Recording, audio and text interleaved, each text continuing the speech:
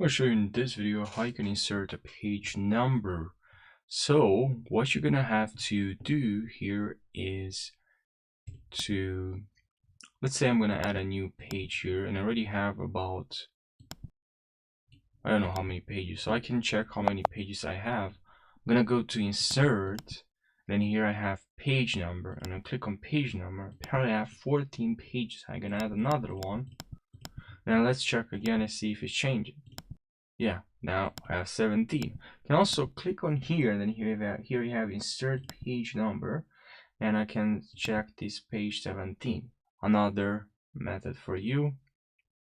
And that's basically it. That's what you need to do. Just remember to click on your page if you want to add a new page, right? And you can also click on here, insert page number. You can also go to here, insert page number. Yeah, I hope you found this short video helpful. Of course, if I'm like here, insert page number, click on here, insert page number, insert page count, insert data and time. You know, from here, insert, you can do a bunch of stuff. You can also insert footnote, equation, link, bookmark.